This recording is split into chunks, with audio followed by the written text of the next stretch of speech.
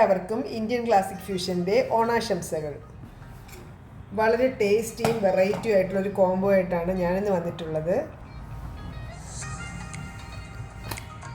Jaggery കൊണ്ടുള്ള ബോളിയും അതുപോലെ തന്നെ ജാഗരി കൊണ്ടുള്ള ഒരു പായസത്തിൻ്റെയും റെസിപ്പിയാണ് നമ്മുടെ ഇന്ത്യൻ ക്ലാസിക് ഫ്യൂഷൻ്റെ വ്യൂവേഴ്സിന് ഓണ സമ്മാനമായിട്ട് ഞാൻ നൽകിയിട്ടുള്ളത്. അപ്പോൾ ഇതെങ്ങനെ റെഡിയാക്കുന്നതെന്ന് വീഡിയോയിലൂടെ കാണാം. 1/2 കപ്പ് കടലപ്പരിപ്പ് ഞാൻ സോക്ക് ചെയ്ത് വെച്ചിട്ടുണ്ട്. ഒരു ബൗളിലേക്ക് 1/2 കപ്പ് മൈദാമാവ് ഇട്ട് കൊടുത്ത് അതിലേക്ക് അല്പം ഉപ്പും കളറിന് ആവശ്യമായിട്ടുള്ള മഞ്ഞൾപ്പൊടി, അതായത് മഞ്ഞൾ ചേർക്കുന്നവർക്ക് അത് ചേർക്കാം, കളർ ചേർക്കുന്നവർക്ക് അത് ചേർക്കാവുന്നതാണ്. ഇനി ഇത് കൈകൊണ്ട് നന്നായിട്ടൊന്ന് മിക്സ് ചെയ്ത് കൊടുത്തതിന് ശേഷം അല്പം വെള്ളം ഒഴിച്ച് നമുക്ക് ചപ്പാത്തി മാവിനെ പോലെ സോഫ്റ്റാക്കി ഒന്ന് കുഴച്ചെടുക്കണം.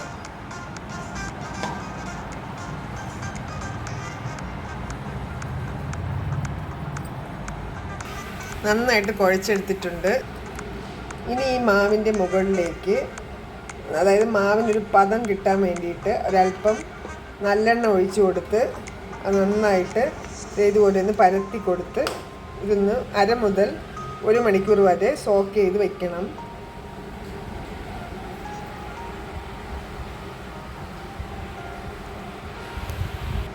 ഇതിവിടെ ഇരിക്കട്ടെ. ഈ സമയത്തിന് നമുക്ക് കടലപ്പരിപ്പൊന്ന് വേവിച്ചെടുക്കാം. ഒരു പാനിൽ വെള്ളം വെച്ചിട്ട് അതിലേക്ക് നമുക്ക് കഴുകി കുതിർത്തെടുത്ത കടലപ്പരിപ്പ് മുഴുവനായിട്ട് ഇട്ട് കൊടുക്കാം. ഇത് 1/2 കപ്പ് കടലപ്പരിപ്പാണ്. ഞാൻ 6 മണിക്കൂർ സോക്ക് ചെയ്തിട്ടുണ്ടായിരുന്നു. നമുക്ക് വെന്തൊന്ന് നോക്കാം. വെള്ളമൊക്കെ ഏകദേശം വറ്റാറായിട്ടുണ്ട്. ഇതിനൊരു പരിപ്പെടുത്ത് നമുക്കൊന്ന് ഞെക്കി വെക്കാം. നല്ലവണ്ണം വെന്ത് കിട്ടിയിട്ടുണ്ട്. ഇതാണ് ഇതിൻ്റെ ഒരു പരുവം എന്ന് പറയുന്നത്. ഫ്ലെയിം ഓഫ് ചെയ്യാം. ഇനി വെന്ത കടലപ്പരിപ്പ് ഒരു സ്റ്റെയിനറിലോട്ടിട്ട് വെള്ളം ഊറ്റിക്കളഞ്ഞതിന് ശേഷം ഒന്ന് തണുപ്പിക്കാൻ വെച്ചിട്ടുണ്ട്. ഈ സമയത്തിന് നമുക്കൊരു പാനിൽ 1/2 കപ്പിൽ താഴെ വെള്ളം എടുത്ത് ഫ്ലെയിം ഓൺ ചെയ്ത് കൊടുത്തതിന് ശേഷം 1/2 കപ്പ് അളവിൽ ശർക്കര ഇട്ട് കൊടുക്കുകയാണ്. ഇതൊന്ന് മെൽറ്റ് ചെയ്തെടുക്കണം. കാരണം ശർക്കരയിൽ അഴുക്കുള്ളത് കൊണ്ട് നമുക്കിതിൻ്റെ മെൽറ്റ് ചെയ്ത് അരിച്ച് വേണം എടുക്കാൻ. ശർക്കര നന്നായിട്ട് അരിഞ്ഞു കഴിഞ്ഞാൽ ഇതിനെ ഒന്ന് അരിച്ച് മാറ്റിയതിന് ശേഷം നമുക്ക് കൊണ്ടുവരാം. അരിച്ചെടുത്ത് കൊണ്ടുവന്ന ശർക്കര പാനി വീണ്ടും ഒന്ന് ചൂടാക്കി നമുക്കിതൊരു സിറപ്പാക്കി എടുക്കണം. ഒരു മിക്സിയുടെ ജാറിലേക്ക് 4-5 ഏലക്കയും 1 സ്പൂൺ പഞ്ചസാരയും കൂടി ചേർത്ത് ഒന്ന് പൊടിച്ചെടുക്കാം. പൊടിച്ചെടുത്തിട്ട് നമ്മുടെ ജാഗരി സിറപ്പിലേക്ക് ആഡ് ചെയ്ത് കൊടുക്കാം.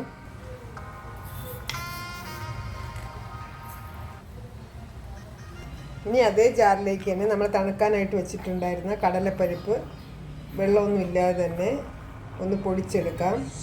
2 ബാച്ചായിട്ടിട്ട് വേണം പൊടിച്ചെടുക്കാൻ. First batch പൊടിച്ചിട്ടുണ്ട്. ഇനി അടുത്ത കൂടി പൊടിക്കാം. മുഴുവനായിട്ട് പൊടിച്ചിട്ടുണ്ട്. ഇനി നമ്മൾ തിളച്ച് വറ്റിക്കൊണ്ടിരിക്കുന്ന ജാഗരി സിറപ്പിലേക്ക് 1 വലിയ സ്പൂണിൽ ഗീ ഒഴിച്ചു കൊടുക്കണം.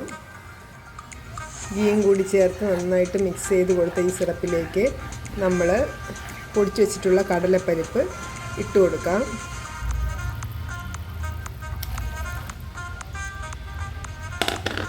ഇതുകൂടി ഇട്ട് കൊടുത്തൊന്ന് നന്നായിട്ട് മിക്സ് ചെയ്ത് കൊടുക്കാം.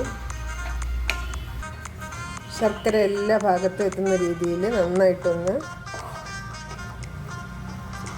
മിക്സ് ചെയ്തെടുത്തിട്ടുണ്ട്. ഇത്രയും മതിയാവും. ഇതിൻ്റെ ചൂടൊന്ന് നന്നായിട്ട് തണുക്കണ്ട. പകുതി അത് കയ്യിൽ ഉരുട്ടിയെടുക്കാൻ പാകത്തിനുള്ളൊരു ചൂടെത്തുമ്പോൾ നമുക്കിതൊന്ന് ഉരുളകളായിട്ട് മാറ്റി വയ്ക്കണം. ചെറിയ രീതിയിൽ ചൂട് മാറുന്നുണ്ട്. അപ്പോൾ ഈ സമയത്തിന് നമുക്ക് പതിയെ ഓരോ ഉരുളകളായിട്ട് ഉരുട്ടിയെടുക്കാം. ഇതുപോലുള്ള ഈ വലുപ്പത്തിലുള്ള ബോൾസ് ആക്കിയിട്ട് മാറ്റി വയ്ക്കാം. ഇങ്ങനെ ഓരോരോ ഉരുളകളായിട്ട് ഉരുട്ടിക്കൊണ്ടിരിക്കുകയാണ്. ബോളിക്കുള്ള ഫില്ലിങ്സ് ഒക്കെ ഇവിടെ റെഡി ആയിട്ടുണ്ട്. ഇപ്പോഴത്തേക്കും 1 മണിക്കൂറിന് മുന്നേ നമ്മൾ കുഴച്ച് വെച്ചിട്ടുള്ള മാവ് ഇത് നല്ല സോഫ്റ്റായിട്ട് ഇരിപ്പുണ്ട്. ഇത് എക്സസ് ആയിട്ടുള്ള ഓയിൽ നമുക്ക് വേറൊരു പാത്രത്തിലേക്ക് മാറ്റിയതിന് ശേഷം നമുക്ക് എന്തെങ്കിലും കുക്കിംഗ് പർപ്പസിനൊക്കെ ഉപയോഗിക്കാവുന്നതാണ്. ഇനി നമുക്കിതിൽ നിന്ന് ഓരോ ഉരുള മാവ് എടുത്തതുപോലെ ചെറിയ ഉരുളയാക്കി കൈക്കുള്ളിൽ വെച്ച് നല്ലവണ്ണം നേർപ്പിച്ച് പരത്തിയെടുക്കണം. അതിൻ്റെ മാവ് നല്ല സോഫ്റ്റ് ആയതുകൊണ്ടാണ് ഇതുപോലെ നേരത്തെ നമുക്ക് പരത്തിയെടുക്കാൻ പറ്റുന്നത്. എത്രത്തോളം തിന്നാക്കാമോ അത്രത്തോളം തിന്നാക്കിയതിന് ശേഷം ആ മാവ് ഇതിൻ്റെ ഉള്ളിൽ വെച്ച് കൊടുത്ത് ഇനി ഒരു കോട്ട് ചെയ്തെടുക്കണം.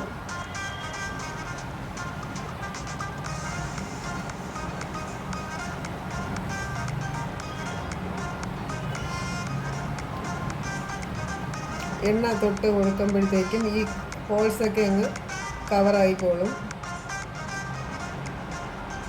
ഒരുപാട് മാവ് കൂടിയിരിക്കാൻ പാടില്ല, നല്ല തിന്നായിട്ടുള്ളൊരു കോട്ടിങ് ആയിരിക്കണം. ഇതുപോലെ ഓരോ ബോളിയും കവർ ചെയ്തെടുക്കണം. ഇതൊക്കെ ഒന്ന് കവർ ചെയ്തെടുത്തിട്ട് വരാം. നമ്മുടെ ബോളികളൊക്കെ ഇങ്ങനെ ഫില്ലിങ് വെച്ച് നിറച്ചുകൊണ്ടിരിക്കുകയാണ്. ലാസ്റ്റ് പീസാണിത്. കറക്റ്റ് മെഷർമെൻ്റ് ആയിരുന്നു. 1/2 കപ്പ് മൈദയും 1/2 കപ്പ് കടലപ്പരിപ്പും. അപ്പം ഈവനായിട്ട് നമുക്ക് ഇത് റോൾ ചെയ്ത് കിട്ടാനുള്ള അത്രയേ ഉണ്ടായിരുന്നുള്ളൂ. ഒരു തരി പോലും ബോളും ബാക്കിയില്ല. അതുപോലെ തന്നെ അത് ഫില്ല് ചെയ്ത് കവർ ചെയ്തെടുക്കാനുള്ള മാവും ബാക്കിയില്ല. ഫുള്ളായിട്ട് തന്നെ യൂസ് ചെയ്തെടുത്തിട്ടുണ്ട്.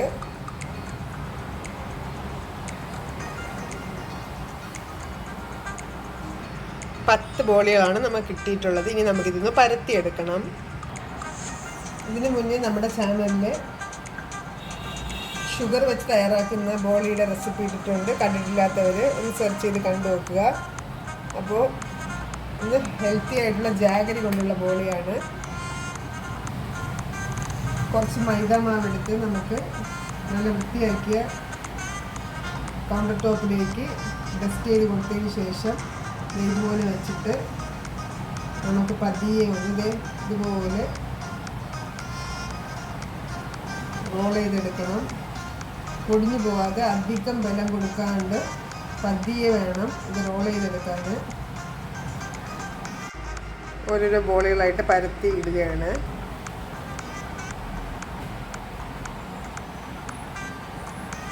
നമ്മൾ ഷുഗർ കൊണ്ടുള്ള ബോളി ഉണ്ടാക്കിയ സമയത്ത് ഇത് പരത്തിയെടുക്കാനായിട്ട് റൈസ് ഫ്ലോറാണ് യൂസ് ചെയ്യുന്നത്. ഒരു പാൻ ചൂടാക്കി നമ്മൾ പരത്തി വെച്ചിട്ടുള്ള നമ്മുടെ ബോളിയൊക്കെ ചുട്ടെടുക്കാം. പാൻ നന്നായി ചൂടായിട്ടുണ്ട്.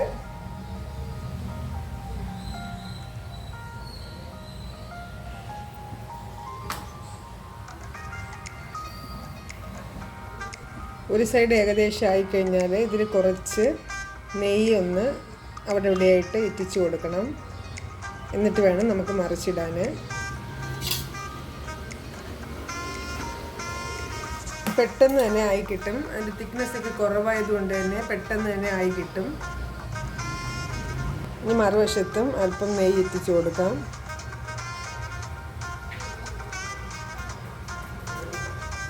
ഇവിടെ ആദ്യത്തെ ബോളി ഇവിടെ റെഡി ആയിട്ടുണ്ട്.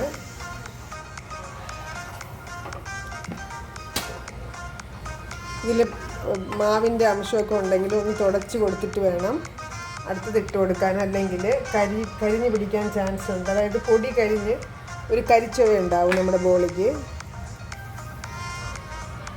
നമുക്ക് എല്ലാ ബോളിയും ഒന്ന് ചുട്ടെടുത്തിട്ട് വരാം. സോസ് പാനിലേക്ക് ഒരല്പം, അതായത് ഏകദേശം 1 ഗ്ലാസ്സോളം വെള്ളം എടുത്ത് അതിലേക്ക് ഏകദേശം ഒരു 250 ഗ്രാമോളം അളവ് വരുന്ന ശർക്കര ഇട്ട് കൊടുക്കാം. ഒന്ന് മെൽറ്റാക്കി എടുക്കണം. എന്നിട്ട് നമുക്കിതൊന്ന് അരിച്ചെടുക്കണം. 250 ml 1 കപ്പിൽ 1/2 ഗ്ലാസ് അരി കഴുകി എടുത്ത് കൊണ്ടുവരാം. ചമ്പ പച്ചരിയാണ് ഞാൻ എടുത്തിട്ടുണ്ടായിരുന്നത്. അത് കഴുകി എടുത്ത് കൊണ്ടുവന്നിട്ടുണ്ട്. നമ്മുടെ ശർക്കര പാനി റെഡി ആയിട്ടുണ്ട്.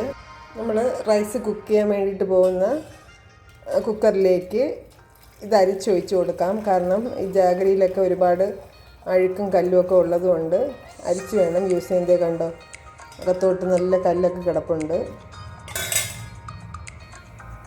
ചൂടായ ശർക്കര പാനിയിലേക്ക് നമുക്ക് കഴുകി വൃത്തിയാക്കി വെച്ചിട്ടുള്ള റൈസ് ഇട്ട് കൊടുക്കാം.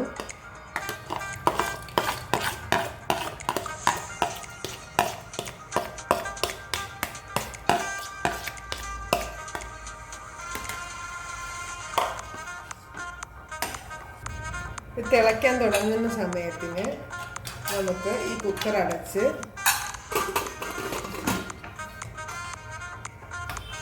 സിമ്മിലിട്ട് ഒരു 1/2 hours അങ്ങനെ കുക്ക് ചെയ്യാം.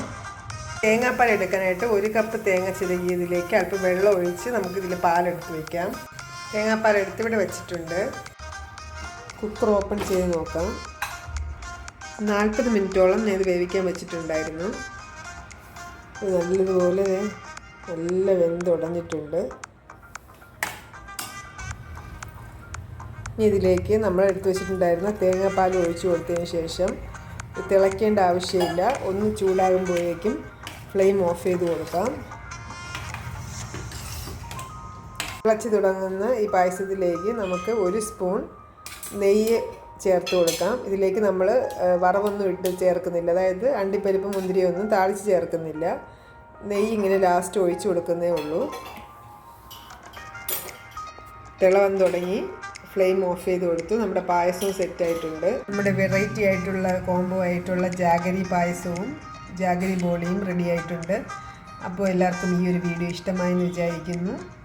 മറ്റൊരു റെസിപ്പി ആയിട്ട് ഉടനെ കാണാം. വീഡിയോ കണ്ട എല്ലാവർക്കും താങ്ക്സ് ഫോർ വാച്ചിങ്.